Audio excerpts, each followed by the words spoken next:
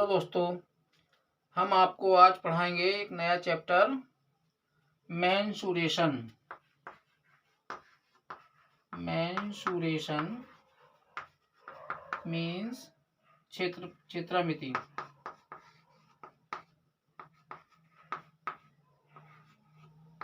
क्षेत्रमिति और इसी के साथ में आपको पढ़ाएंगे आयतन, वॉल्यूम। ठीक, पढ़ाएंगे वॉल्यूम लेकिन आज हम आपको शुरू करते हैं क्षेत्रफल से कि हम लोग किसी का क्षेत्रफल कैसे निकालते हैं। तो देखो, जो क्षेत्रफल की बात होती है तो क्षेत्रफल में हम लोग 2D पिक्चर लेते हैं। 2D का मतलब डायमेंशन यानी कि बिमा, भुजा, साइड। ठीक, कैसे? तो इसमें हम देखो कभी कभी क्वेश्चन यही पूछ लेता है कि नाम दे देगा और पूछेगा इनमें से कौन सी आकृति 2D है, ठीक, या दो बिमी है, या पूछ लेगा कि निम्नलिखित ऑप्शन में कौन सा 3D पिक्चर है, ठीक, त्रिविमी है। तो 2D में जो हमारा कुछ आते हैं, जैसे एक तो हमारा आता है आयत, दूसरा आता है जैसे वर्ग, तीसरा आता है इसमें आपका, यहाँ लिख दे रहे हैं, तीसरा आएगा आपका समांतर चतुर्भुज, और चौथा रहेगा आपका समचतुर्भुज, ठीक, यानी कि रेक्टेंगल, स्क्वायर, और ये आपका होता है पैरेललोग्राम और ये रोम्बस। नेक्स्ट आपका रहेगा समलंब यानी कि ट्रेपेजियम, और नेक्स्ट आपका रहेगा वृत्त, ठीक, और नेक्स्ट रहेगा आपका त्रिभुज। अब त्रिभुज के टाइप अलग अलग हो जाते हैं, ठीक, त्रिभुज।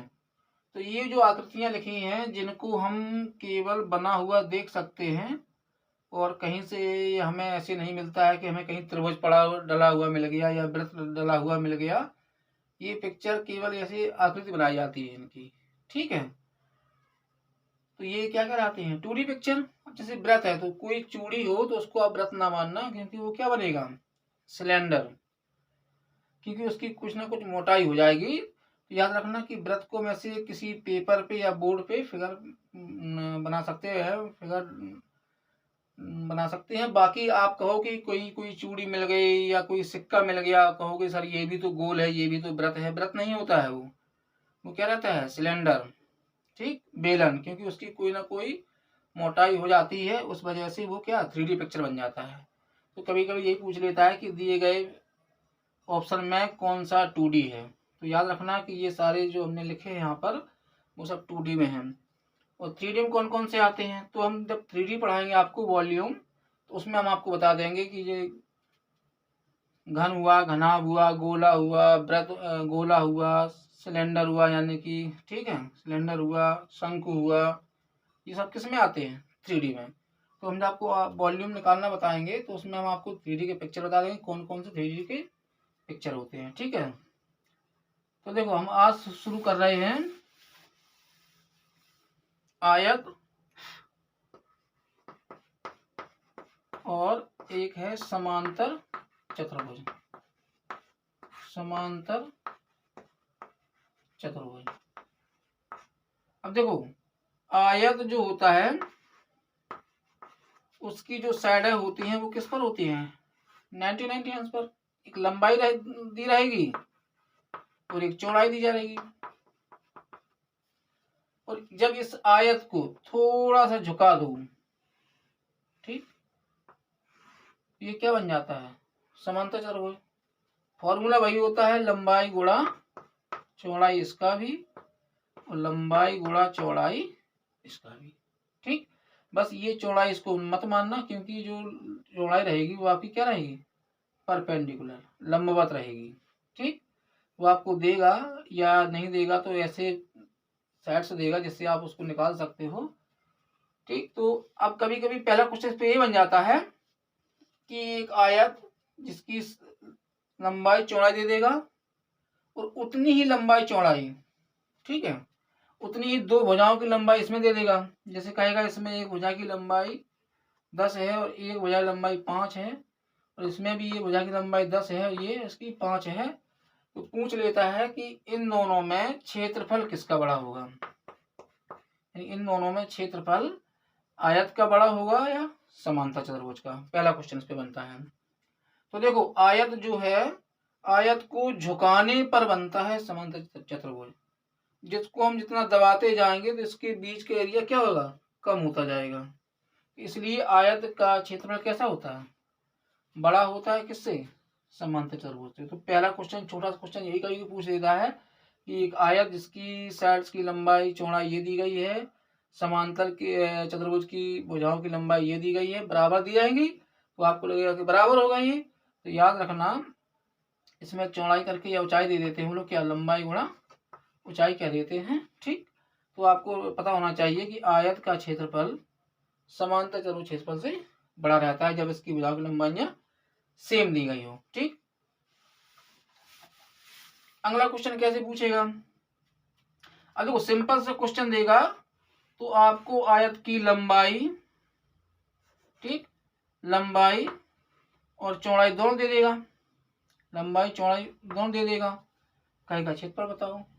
सबको पता है कि लंबाई गुणा चौड़ाई क्षेत्रफल हो गया, ठीक। ये फॉर्मूला है, यानी कि 15 मल्टीप्लाई बाई 10 कितना हो गया, 150 सेंटीमीटर। सेंटीमीटर में, मीटर में हो तो मीटर में, बस वर्ग है, और सेंटीमीटर तो वर्ग सेंटीमीटर, ठीक। वर्ग क्यों हो जाता है, क्योंकि सेंटीमीटर मल्टीप्लाई सेंटीमीटर, तो सेंटीमीटर का स्क्वायर हो जाता है, इसलिए क्या करते हैं हम लोग, वर्ग सेंटीमीटर। अगर क्वेश्चन को थोड़ा सा घुमाएगा तो कैसे कहेगा, कहेगा एक आयत जिसका विकर्ण 17 मीटर है, कितना है 17 मीटर, तथा लंबाई दी गई है 15 मीटर। अब कहेगा आपको इसका क्षेत्रफल बताइए। तो इसके लिए आपको क्या करना होगा, क्योंकि ये राइट एंगल ट्रायंगल बना, ये 90 पर इसके होते हैं शीर्ष, तो राइट एंगल ट्रायंगल से क्या करते हैं हम लोग, क्योंकि हमें इसका क्षेत्रफल जो होता है वो क्या होता है, एल इंटू बी। अब एल तो पता है, बी पता नहीं है, तो हम लोग क्या फॉर्मूला लगाते हैं, यहाँ से कर्ण का स्क्वायर बराबर लंब का स्क्वायर प्लस आधार का स्क्वायर। कर्ण कितना दिया 17, 17 का स्क्वायर लंब कितना दिया है, अब लंब ये हो गया, तो लंब नहीं दिया तो लंब को हमने लंबी लिख लिया है, बी लिख लिया, और प्लस आधार कितना दिया 15, तो 15 का स्क्वायर, ठीक। अब यहाँ से क्या होगा, 17 का हो जाएगा 289, ये बी स्क्वायर रहा, इसका हो जाएगा 225। अब जब बी स्क्वायर रखेंगे तो ये सब्ट्रैक्ट हो जाएगा किससे, 289 से 225, तो 54, 8 से 2 गया, कितना बचा 6, तो बी कितना निकलेगा, इस पे लग जाएगा रूट, कितना निकलेगा 8। अब जब 8 निकला तो हम लोग कर लेंगे 15 मल्टीप्लाई 8 120, ठीक। अब देखो एक चीज याद रखो, जब भी राइट एंगल ट्रायंगल की बात हो तो एक ट्रिपलेट होते हैं। ट्रिपलेट मीन्स 3 संख्याओं का समूह। जैसे पहला याद रख लो 4 3 4 5, यानी 3 संख्याओं का ऐसा समूह है जो एक राइट एंगल ट्रायंगल का निर्माण करता है। अब इसी में कभी वो 6 कर देगा तो इसको 8 करना होगा, इसको 10 करना रहेगा, ठीक। और बढ़ा देगा, इसको 9 कर देगा तो इसको 12 कर देगा, इसको क्या हो जाएगा 15, ठीक। ये तो एक बात हो गई, एक ट्रिपलेट ये याद रखो 3 होगा, ये उससे बन जाते हैं, जितना मल्टीप्लेस में करेगा उतना ही 4 में, उतना 5 में, तो एक अलग बात होगी। अब नेक्स्ट क्या रहेगा आपका, नेक्स्ट रहेगा आपका यही वाला ट्रिपलेट हो गया है, 8 15 और 17, 3 ट्रिपलेट याद रख लो आप। और एक ट्रिपलेट होता है आपका, एक ट्रिपलेट होता है, हम आपको बताते हैं,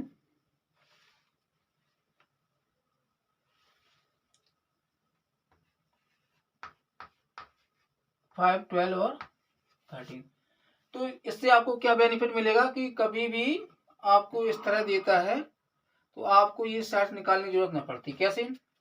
हमें पता है एक 17 दिया है, एक 15 दिया है, एक 17 दिया है, एक 15 दिया है, तो तीसरी भुजा कितनी होगी? 8। डायरेक्ट 8 रखो, मल्टीप्लाई करो, आंसर निकाल लो। ठीक। तो मैक्सिमम 90% क्वेश्चन इन्हीं 3 ट्रिपलेट पे वो जब भी आपका राइट एंगल ट्रायंगल बनेगा, या हम लोग जब त्रिभुज पढ़ेंगे, त्रिभुज कौन सा? समकोण त्रिभुज। कौन सा पढ़ेंगे? समकोण त्रिभुज। तो समकोण त्रिभुज में कैसे बनता है? ये राइट एंगल ट्रायंगल, ये ट्रिपलेट का यूज होता है उसमें। ठीक। अगर ट्रिपलेट ना हो तो पता, तो आप यही फॉर्मूला लगाओ, फॉर्मूला कर्ण का स्क्वायर, लंब का स्क्वायर, आधार का स्क्वायर। उससे अच्छा है कि आप 3 ट्रिपलेट याद कर लो, और 90% क्वेश्चन जब भी समकोण बनेगा, चाहे वो आयत में बने या समकोण त्रिभुज अलग से बने, इन्हीं से ही सॉल्व हो जाता है। ठीक। नेक्स्ट देखो इसमें क्या पूछेगा आयत में। और अब देखो इसका यही परिमाप होता है। क्या होता है? परिमाप। अच्छा, यहीं पर अभी आप क्षेत्रफल में ही देख लो। कभी कभी कह देगा कि एक खेत है, आयताकार खेत है, जिसकी लंबाई 15 सेंटीमीटर, चौड़ाई 8 सेंटीमीटर, और इस खेत में कोई फसल लगी हुई है, उस फसल को काटने का खर्चा यानी कि वो कहेगा कि 2 रुपए पर वर्ग सेंटीमीटर, यानी कि 1 सेंटीमीटर, 1 वर्ग सेंटीमीटर खर्चा कितना आता है? 2 रुपए। तो टोटल खर्चा कितना आएगा? कुल खर्चा ऐसे पूछ देता है। तो कुल खर्चा कैसे निकलेगा? सबसे पहले इसका हम निकालेंगे क्षेत्रफल। तो क्षेत्रफल क्या होता है? लंबाई गुणा चौड़ाई। तो 15 इंटू 8। आंसर कितना बना इसका? आंसर मीन्स क्षेत्रफल कितना बना? 120। अब 1 सेंटीमीटर, 1 वर्ग सेंटीमीटर खर्चा कितने? 2 रुपीज। तो 120 वर्ग सेंटीमीटर खर्चा कितना? बस 2 का मल्टीप्लाई, कितना? 240 रुपए। आंसर हो गया। ठीक। समझ में आया? ना आया हो तो कमेंट करना। नेक्स्ट देखो, नेक्स्ट इसमें क्या होता है? परिमाप। नेक्स्ट क्या पढ़ना आपको इसमें? परिमाप। अब परिमाप कैसे होता है? परिमाप होता है इनकी भुजाओं का योग। भुजाओं का योग। तो उसके लिए फॉर्मूला बना लेते हैं 2l प्लस बी, क्योंकि 2 हमें l मिलेंगी, 2b मिलेंगी, तो 2 बाहर लिख लेते हैं, l प्लस बी अंदर डाल देते हैं। समझ रहे बात को? फॉर्मूला क्या बनता है भाई? 2l, तो 2l, 2b, 2 बाहर लिया, फॉर्मूला क्या लगे? l plus B. ये फॉर्मूला बन जाता है। तो फॉर्मूला बनते कहाँ से वो भी देखते चलो, जिससे कि फॉर्मूला कभी भूलोगे नहीं। तो यहाँ पर क्या बनेगा? 2l कितना है? 15, और b कितना है? 8। तो ये कितना हो गया? 2 इंटू 23, 46। ठीक। अच्छा, अब आपसे नेक्स्ट क्वेश्चन क्या करेगा? कहेगा कि 1 सेंटीमीटर, इस पे क्या लगानी है? बाड़। बाड़ मीन्स तार फेंसिंग करनी है। और कहेगा 1 सेंटीमीटर तार का खर्चा 20 रुपए है। कितने रुपए है? 20 रुपए। कहेगा हम आपका ये परिमाण, और कहेगा 1 सेंटीमीटर तार का खर्चा 20 रुपए है, कुल खर्चा बताओ। क्या बताओ? कुल खर्चा। वही बात जैसे आपने एरिया निकाला था, और 1 वर्ग सेंटीमीटर खर्चा 2 रुपए था, तो 2 का मल्टीप्लाई किया था। यहाँ पर 1 सेंटीमीटर तार का खर्चा है 2 रुपए या 20 रुपए, जो भी हो, तो उसका कर दो मल्टीप्लाई किसमें? परिमाप में। तो 6 2 12, 8 1 9 और 0। ठीक। इतने रुपए क्या होगा? बाड़ लगाने का खर्चा, बाड़ लगाने का या तार फेंसिंग का, खर्चा निकल आया। ठीक। नेक्स्ट देखो इसमें क्या क्वेश्चन बनता है। इसमें नेक्स्ट क्वेश्चन क्या बनाएगा, कहेगा कि कोई वर्ग है, मान लो उसमें भुजा नहीं देगा, वो भुजा की लंबाई नहीं देगा। कहेगा एक आयत है जिसकी लंबाई में 20% की वृद्धि की गई, 20% की वृद्धि, तो क्षेत्रफल में कितने प्रतिशत